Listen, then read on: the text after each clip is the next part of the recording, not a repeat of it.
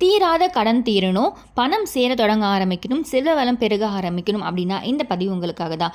இன்றைய தினம் புரட்டாசி மாதத்தின் 3வது சனிக்கிழமையோடு நவராத்திரி 3வது நாளும் ஒன்றா வந்திருக்கு. ஸோ ரொம்ப ஒரு சக்தி வாய்ந்த நாள். இந்த நாளில் எளிமையாக இந்த ஒரே ஒரு பொருளை மட்டும் நீங்கள் ஒரு 10 ரூபாயிலேருந்து 20 ரூபாய்க்குள்ளே தான் இருக்கும். ஸோ அந்த மாதிரி ஒரு எளிமையான பரிகாரம் தான் நம்ம எப்போவுமே தொடர்ந்து பார்த்துட்டு வருவோம். ஸோ அந்த வகையில் இன்றைய தினமும் ரொம்ப எளிமையான பரிகாரம் தான் நம்ம பார்க்க போகிறோம். ஸோ இந்த ஒரே ஒரு பொருளை மட்டும் இன்றைய தினம் நீங்கள் வாங்கிடுங்க. குறிப்பாக இந்த பொருள் வாங்குறதுனால உங்களுடைய கடன் சுமை அப்படின்றது தீர ஆரம்பிக்கும். இந்த பொருளை பயன்படுத்தி நீங்கள் இன்னும் ஒரு சில விஷயங்கள் செய்யும் பொழுது விரைவிலேயே உங்களை கடன் முற்றிலுமாவே அடைய ஆரம்பிக்கும். ரொம்பவே ஒரு சக்தி வாய்ந்த நாள். அதனால இந்த நாள் நீங்கள் தவற விடாதீங்க. இந்த சனிக்கிழமை கண்டிப்பாக நீங்கள் இந்த ஒரு விஷயத்தை செய்யுங்க. ஸோ அந்த பொருள் என்ன வாங்கணும், அதை எப்படி பயன்படுத்தணும், என்ன செய்தால் கடன் சீக்கிரமாக அடையும், இந்த மாதிரி பல விஷயங்கள் டீட்டெயிலாக பதிவில் பார்க்கலாம். அதுக்கு முன்னாடி இது வரைக்கும் பிரணவ் சமையலை சப்ஸ்கிரைப் பண்ணல, ஃபர்ஸ்ட் டைம் பார்க்குறீங்க அப்படின்னா மறக்காம சேனலை சப்ஸ்கிரைப் பண்ணிக்கோங்க. பக்கத்தில் இருக்க பெல் ஐக்கானை கிளிக் பண்ணிக்கோங்க. ஸோ நம்ம போகிற ஆன்மீக தகவல்களை நீங்கள் மிஸ் பண்ணாமல் பார்க்கலாம், நோட்டிஃபிகேஷன்ஸ் வரும். ஸோ இந்த பதிவில் நம்ம நிறைய டிப்ஸ் சொல்ல போகிறோம். அதில் உங்களால் எதை ஃபாலோ பண்ண முடியுமோ அதை கண்டிப்பாக ஃபாலோ பண்ணுங்கள். ஸோ முதல் விஷயம், சனிக்கிழமை 3வது சனிக்கிழமை நம்மளுக்கு புரட்டாசி மாதத்தில் வந்திருக்கு. ஸோ இந்த 3வது சனிக்கிழமையில் நீங்கள் ஆல்ரெடி 2 சனிக்கிழமை வழிபாடு செய்யலனாலுமே இன்றைய தினம் கண்டிப்பாக பெருமாள் வழிபாடு செய்யுங்க. முடிஞ்ச வரைக்கும் இன்றைய தினமும் அடுத்த வாரம் வரும் பார்த்திங்களா, அடுத்த சனிக்கிழமை. ஸோ இந்த சனிக்கிழமைகளை கண்டிப்பாக உங்களுடைய பெருமாள் வழிபாடு செய்து முடிங்க. பெருமாள் வழிபாடு செய்கிறதுனால உங்களுடைய கடன் சுமை கண்டிப்பாக தீர ஆரம்பிக்கும். இந்த பதிவிலும் நம்ம கடன் சுமை தீர்க்கிறதுக்கு பெருமாள் எப்படி வழிபாடு செய்யணும், என்ன பொருள் வாங்கணும், இது எல்லாமே டீட்டெயிலாக பார்க்கலாம். ஸோ பெருமாள் வழிபாடு முதல்ல நம்ம வீட்டில் மாவிளக்கு ஏற்றி, அதே மாதிரி நவராத்திரி இருக்கிறதுனால ஒரு சிலர் இந்த பெருமாள் வழிபாடை மேற்கொள்ள மாட்டாங்க. மாவிளக்கு போட்டு இந்த மாதிரி தீபம் ஏற்றி வழிபாடு செய்ய மாட்டாங்க. அதனால் உங்களுடைய பழக்கம் ஏதோ கொலு வச்சுருக்கீங்க, நான் பெருமாளுக்கு தலிகை போட மாட்டேன்னு சொல்லுவாங்க ஒரு சிலர். ஸோ அந்த மாதிரி கொலு வச்சுருக்கவங்க போட மாட்டாங்க. ஸோ அதே மாதிரி மாவிளக்கு ஏற்றி நீங்கள் வழிபாடு செய்கிறது இன்றைய தினம் உங்களுக்கு இன்னும் சிறப்பான பலனை கொடுக்கும். மாவிளக்கு இப்போ நீங்கள் வீட்டில் எனக்கு கலசம் நிறுத்தலை, நவராத்திரி எதுவும் செய்யலை, நான் நார்மலாக தான் வீட்டில் வழிபாடு செய்கிறேன், சாமி கும்பிட்றன்றவங்க நீங்கள் மாவிளக்கு ஏற்றி இன்றைய தினம் தலிகை போட்டவங்க தலிகை போடுவாங்க, வழிபாடு செய்வாங்க. ஸோ இப்போ நீங்கள் மாவிளக்கு வீட்டில் ஏற்ற முடியலும் கோவிலுக்கு சென்று அங்கேயும் ஏற்றலாம். ஸோ முடிஞ்சவங்க இன்றைய தினம் மாவிளக்கு வீட்டில் ஏற்றுங்க. அதே மாதிரி கோவிலுக்கு செல்ல முடியுன்றவங்க அங்கே பெருமாளுக்கு துளசியை வாங்கி கொடுத்துட்டு அங்கே மாவிளக்கு ஏற்றுவாங்க. இது உங்களுடைய கடன் சுமையை தீர்க்க ஆரம்பிக்கும். அடுத்து நம்ம கடன் தீர்க்கிறதுக்கு ஒரு பொருள் வாங்க போகிறோம். அதே மாதிரி அந்த பொருளை பயன்படுத்தி இன்னும் ஒரு சில விஷயங்கள் செய்ய போகிறோம். இந்த மாதிரி செய்கிறதுனால கண்டிப்பாக உங்களுடைய கடன் சுமை தீர ஆரம்பிக்கும். இதற்கு தேவையான முக்கிய பொருள் பார்த்தீங்கன்னா வெல்லம். இந்த வெல்லத்தில் அவ்வளோ ஒரு பவர் இருக்குது. ஸோ இந்த வெல்லத்தை நீங்கள் இன்றைய தினம் வாங்குங்க. உங்களால் எவ்வளோ முடியுமோ அதை வாங்குங்க. முடிஞ்சவங்க 1 கிலோ வாங்கி நீங்கள் பிராமணர்களுக்கு இன்றைய தினம் தானமாக கொடுக்கலாம். இல்லைனா கோவிலில் இருக்கக்கூடிய அர்ச்சகருக்கு நீங்கள் தானமாக கொடுக்கலாம். இந்த மாதிரி உங்களுடைய கையால் தானம் கொடுக்கும் பொழுது, அதுவும் வெல்லத்தை கொடுக்கும் பொழுது கண்டிப்பாக உங்களுடைய கடன் சுமை படிப்படியாக குறைய ஆரம்பிக்கும். அதே மாதிரி நம்முடைய கடன் சுமை தீர்க்கிறதுக்கு இந்த வெல்லத்தை கொஞ்சமாக ஒரு 2-3 துண்டு மாதிரி கூட எடுத்துக்கோங்க. அந்த வெல்லம் துண்டுகளை கொஞ்சம் கொஞ்சமாக சின்ன சின்ன துண்டாக்கிட்டு அதை கோவிலில் இருக்கக்கூடிய குளத்தில் அப்படியே நீங்கள் கரைச்சி விட்டுட்டு வந்துடுங்க. ஸோ இந்த மாதிரி குளத்தில் கரைக்கும் பொழுது தூக்கி போடும் போதெல்லாமே பார்த்து சேஃபாக பண்ணுங்கள். ரொம்ப கிட்ட போகணும்னு அவசியம் கிடையாது. அந்த வெல்லம் அந்த குளத்தில் கரைஞ்சிட்டாலே போதுமானது, ஆட்டோமேட்டிக்காக அது கரைஞ்சிரும். அது கரையிற மாதிரி உங்களுடைய கடன் சுமையும் தீர ஆரம்பிக்கும். அதனால் நிறைய போடணும் அவசியம் இல்லை. கொஞ்சமாக ஓரளவுக்கு கொஞ்சம் சின்ன சின்ன துண்டு எடுத்து அதை போட்டுக்கோங்க. முடிஞ்ச வரைக்கும் இன்றைய தினம் இந்த வெல்லம் தானமாக கொடுங்க. இந்த பொருளை இன்றைய தினம் நீங்கள் வாங்குறதுனாலும் உங்களுடைய அனைத்து விதமான பண பிரச்சனையும் தீர ஆரம்பிக்கும். குறிப்பாக கடனும் உங்களுக்கு அடைய ஆரம்பிக்கும். இந்த வெல்லத்துக்கு அவ்வளோ ஒரு பவர் இருக்குது. ஸோ நம்ம கிலோ கணக்கில் தான் வாங்கணுன்ற அவசியம் இல்லை. கொஞ்சமாக வாங்கினாலும் ஓகே, ஒரு 1/4 கிலோ வாங்கி தானம் கொடுத்தாலும் ஓகே தான். இன்றைய தினம் நீங்கள் இந்த தானமாக கொடுங்க முடிஞ்சவங்க கண்டிப்பாக. அப்படி இன்னும் ஒரு சிலர் கேட்பீங்க, என்னால் கோவிலுக்கு செல்ல முடியல, வெல்லமும் தானமாக கொடுக்க முடியல, நான் வேறு என்ன செய்யலாம் அப்படின்னு கேட்டிங்கன்னா, நான் ஆல்ரெடி உங்களுக்கு பதிவில் சொல்லியிருப்பேன். சின்ன சின்ன வெல்லம் துண்டுகளாக எடுத்து ஏதாச்சும் மண்பாங்கான இடம் மரத்துக்கடியில் அப்படியே தூவி விட்டுட்டு வந்துருங்க. அங்கே அந்த எறும்புகள் இழுத்துட்டு போயிடும். இந்த எறும்புகள் சாப்பிட்ற போது உங்களுடைய கர்மாவினை படிப்படியாக குறைய ஆரம்பிக்கும். கர்மா குறைஞ்சிடுச்சுனாவே ஆட்டோமேட்டிக்காக உங்களுடைய அனைத்து விதமான பிரச்சனைகளும் தீரும் சொல்லிட்டு ஆல்ரெடி நான் உங்களுக்கு பதிவில் சொல்லியிருப்பேன்.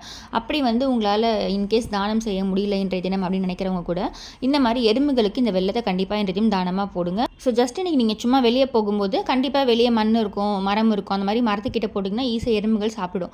அப்படி போக முடியலன்றவங்க கூட வீட்டுக்கு வெளியே உங்களுடைய வாசலுக்கு வெளிப்பக்கம் ஜஸ்ட் எங்கன்னா ஒரு தூவி விடுங்க. அங்கே எறும்புகள் இழுத்துட்டு போயிடும். ஸோ இதையும் நீங்கள் செய்யலாம். தானம் கொடுத்துட்டு இப்போ நீங்கள் ஒரு சிலருக்கு இப்போ அர்ச்சகருக்கும் தானம் கொடுத்துட்டு எறும்புகளுக்கும் போடலாம், அது தாராளமாக போடலாம். தினம்தோறுமே நீங்கள் எறும்புகளுக்கு தானம் செய்து பாருங்களேன். ஒரு 15 நாட்களுக்குள்ளேயே உங்களுக்கு நல்ல மாற்றம் தெரிய ஆரம்பிக்கும். ஆல்ரெடி நம்ம சனிக்கிழமைகளில் கோவிலுக்கு ஒரு பொருளை எடுத்துகிட்டு போயிட்டு சொல்லியிருப்பேன். எடுத்துகிட்டு அதை பணம் வைக்கும் இடத்துல வைங்க, பணம் சேரும் சொல்லிட்டு. அதுவும் ரொம்பவே இம்பார்ட்டன்ட். ஸோ அதையும் இன்றைய தினம் முடிஞ்சவங்க கோவிலுக்கு போகிறீங்கன்னா அதை செக் பண்ணிவிட்டு அந்த பொருட்களை எடுத்துகிட்டு போங்க. அப்படி கோவிலுக்கு செல்ல முடியாதவங்க வீட்டிலேயே அந்த பொருட்களை எப்படி நம்ம பீரோவில் வைக்கணும், பணம் வைக்கும் இடத்துல வைக்கணும், எப்படி பயன்படுத்த நமக்கு பணம் சேர தொடங்கும்னு சொல்லிட்டு அந்த பதிவிலே உங்களுக்கு சொல்லியிருப்பேன். ஸோ கோவிலுக்கு போகிறவங்களுக்கும் சரி, வீட்டில் இருக்கவங்களுக்கும் சரி, அந்த அந்த ஒரு பதிவை பார்த்தீங்கன்னா உங்களுக்கு டவுட்ஸ் கிளியர் ஆகிடும். அந்த பொருட்களை கண்டிப்பாக பீரோவில் பணம் வைக்கமெண்ட்டில் மறைச்சி வச்சுருங்க. ஸோ வீடியோட லிங்க் பார்த்தீங்கன்னா எண்டில் கொடுக்குறேன், செக் பண்ணி பாருங்கள். ஏதாச்சும் ஒரு சனிக்கிழமையில் அது செய்தால் போதும்னு சொல்லி போட்டிருப்பேன். ஸோ இன்றைய தினம் சனிக்கிழமை, முடிஞ்சவங்க இன்று இரவுக்குள்ளே அதை செய்யுங்க. அதே மாதிரி அடுத்த வாரம் நீங்கள் செய்யலாம். உங்களுடைய டைமுக்கு ஏற்ற மாதிரி பார்த்து அதை செய்யுங்க. ஸோ அந்த முக்கியமான பொருள் வெல்லம், அதை வந்து நீங்கள் தானம் செய்யணும். கண்டிப்பாக அர்ச்சகருக்கு, பிராமணருக்கு யாருக்காச்சும் தானம் செய்யலாம். அப்படி முடியாத பட்சத்தில் நீங்கள் வந்து நான் சொன்ன மாதிரி எறும்புகளுக்கு தானம் செய்யுங்க. அதே மாதிரி இந்த சிறு பருப்பு வெல்லம் சேர்ந்து எப்பொழுதுமே நீங்கள் பசுமாட்டு கொடுத்து பாருங்கள். அட்லீஸ்ட் வாரத்துக்கு ஒரு முறையாச்சும் கொடுத்து பாருங்களேன். கண்டிப்பாக அதுவும் ஞாயிற்றுக்கிழமையில் கொடுக்கும்போது இன்னும் உங்களுக்கு சிறப்பான பலன் கொடுக்கும். நாளை தினம் ஞாயிற்றுக்கிழமை அப்படின்றதுனால சொல்லியிருக்கேன். ஸோ நாளை தினம் மறக்காமல் அதையும் செய்யுங்க. தினம்தோறும் கொடுக்கலாம்னா தினம்தோறும் கொடுக்கலாம். சிறு பருப்பும் வெல்லமும் சேர்ந்து இருக்கும் பொழுது அந்த இடத்துல கண்டிப்பாக உங்களுடைய கடன் சுமை அப்படின்னு தீர ஆரம்பிக்கும். அதை நீங்கள் பசுக்களுக்கு கொடுக்கும் பொழுது 30 முக்கோடி தேவர்கள் பசுக்கள் இருக்காங்க. ஸோ அவர்களுடைய ஆசீர்வாதம் மட்டும் இல்லை, உங்களுடைய கடன் சுமையும் தீர்க்கிறதுக்கு அது கண்டிப்பாக வழிவகுக்கும். இதையும் நீங்கள் கண்டிப்பாக ஃபாலோ பண்ணுங்கள். 2 வாழைப்பழம் கொடுக்கலாம், சிறு பருப்பு வெல்லம் கொடுக்கலாம் பசுக்களுக்கு. ரொம்ப அதிகமாக கொடுக்கணுன்ற அவசியம் கூட இல்லை. கொஞ்சமாக 1 ஸ்பூன் 2 ஸ்பூன் அளவு இருந்தாலும் சரி, சிறு பருப்பு வெல்லம் கொடுத்தாலே உங்களுக்கு போதுமானது. ஸோ இந்த வெல்லம் இன்றைய தினம் செய்ய முடியாதவங்க கூட அடுத்த வாரம் சனிக்கிழமை இந்த பரிகாரத்தை அடுத்த வாரம் கூட நீங்கள் செய்யலாம். ஆனால் இந்த புரட்டாசி முடியறதுக்குள்ளே கண்டிப்பாக செய்திடுங்க. உங்களுடைய கடன் சுமைன்றது அடுத்த வருஷம் நீங்கள் புரட்டாசி வழிபாடு செய்வீங்க பார்த்தீங்களா, அதுக்குள்ளேயே ஃபுல்லாகவே அடைஞ்சிருக்கும். அவ்வளோ ஒரு சக்தி வாய்ந்த ஒரு பரிகாரம் இது. ரொம்ப வெல்லம் ஈஸியானது தானே, இதை கொடுத்தா எப்படி அப்படின்னு யோசிக்காதீங்க. ஒரு சில பொருட்களுக்கு கண்டிப்பாக அந்த கடனை அடைக்கிறதுக்கான சக்தி இருக்குது, பணத்தை ஈர்த்து தரக்கூடிய ஒரு சக்தி இருக்குது. அந்த வகையில் வெல்லத்துக்கு இதே மாதிரி தான். நீங்கள் வந்து வெல்லம் எவ்வளோ தானமாக கொடுக்குறீங்களோ அந்த அளவுக்கு உங்களுடைய பிரச்சனைகள் விரைவிலேயே தீர ஆரம்பிக்கும். ஸோ அதனால தான் கோவில்கள்லையுமே பார்த்தீங்கன்னா வெள்ளிக்கிழமையில் சிறுபருப்பும் வெல்லமும் சேர்ந்து பாயசம் செய்து அங்கே வரக்கூடிய பக்தர்களுக்கு கொடுங்க, உங்களுடைய கடன் சுமை தீரும்னு சொல்லிட்டு ஆல்ரெடி பதிவில் சொல்லியிருப்பேன். ஸோ அதே தான் உங்களுக்கு வந்து அந்த மாதிரியெல்லாம் செய்ய வாய்ப்பு இருக்குன்ற பட்சத்தில் அது எல்லாமே நீங்கள் செய்யலாம். ஒரு சிலருக்கு என்னால் கோவில் பக்கத்தில் இல்லைங்க, ரொம்ப தூரம் இருக்குது, கோவிலுக்கு செல்ல முடியலன்றவங்க கூட நான் சொன்ன மாதிரி எறும்புகளுக்கு, பறவைகளுக்கு, விலங்குகளுக்கு தானம் செய்யுங்க. உங்களுக்கு பல கோடி புண்ணியங்களை தர ஆரம்பிக்கும். ஸோ தொடர்ந்து ஒரு 15 நாள் எறும்புகளுக்கு ஏதாச்சும் ஒரு தானம் செய்யுங்க, பறவைகளுக்கு ஏதாச்சும் தானம் செய்யுங்க. அரிசி வைக்கலாம், பிஸ்கெட், இனிப்பு பிஸ்கெட்ஸ் வைக்கலாம். ஸோ இந்த மாதிரி ஏதாச்சும் ஒன்று வைக்கும் பொழுது ஒவ்வொரு தானியமுமே ஒவ்வொரு பலன் இருக்கும். ஸோ அப்படி இருக்கும் பட்சத்தில் உங்களால் என்ன தானியம் வைக்க முடியுமோ அதை கண்டிப்பாக வைங்க. விரைவிலேயே உங்களுடைய கடன் சுமை தீர ஆரம்பிக்கும். நம்ம வந்து நம்மக்கிட்ட இருக்கக்கூடிய அனைத்து விதமான கஷ்டங்களையும் தீரணும், கடன் சுமை தீரணும்னு சொல்லி வேண்டுவோம். ஆனால் அதற்கான வழி வந்து கிடைக்காம இருந்திருக்கும். ஸோ இப்போ நீங்கள் வெல்லம் தானம் கொடுத்ததுக்கப்புறமா அந்த வழி உங்களுக்கு கண்ணுக்கு எதிர்க்க தெரிய ஆரம்பிக்கும். கண்டிப்பாக அந்த வழியை பயன்படுத்தி, வாய்ப்புகளை பயன்படுத்தி நீங்கள் பணத்தையும் சேர்க்க ஆரம்பிப்பீங்க. உங்களுக்கு பணமும் ரெட்டிப்பாக வர ஆரம்பிக்கும். அதன் மூலமாக கடனையும் நீங்கள் அடைச்சிடுவீங்க. ஸோ நான் வந்து இன்றைய ஒரு நாள் செஞ்சுட்டேன், நாளைக்கே ரிசல்ட்ஸ் தெரியணும் அப்படின்னு சொல்லி நம்ம வெயிட் பண்ணக்கூடாது. ஸோ கொஞ்ச நாள் டைம் எடுக்கும், ஒரு வாரம் இல்லை 15 நாள் டைம் எடுக்கும். அதுக்குள்ளே உங்களுக்கு அந்த மாற்றம் தெரிய ஆரம்பிக்கும். முடிஞ்சவங்க தினம்தோறும் செய்யும் பட்சத்தில் உங்களுக்கு உடனடியாக ரிசல்ட்ஸ் தெரிய ஆரம்பிக்கும், மாற்றம் தெரிய ஆரம்பிக்கும்.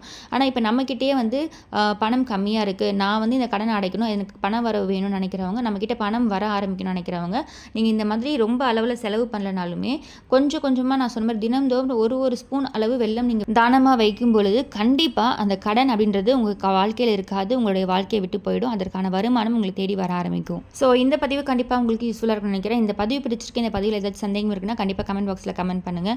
இந்த பதிவு பிடிச்சிருக்குன்னா மறக்காமல் வேணா சமையல் சப்ஸ்கிரைப் பண்ணிக்கோங்க, பக்கத்தில் இருக்க பெல் ஐக்கனை கிளிக் பண்ணிக்கோங்க.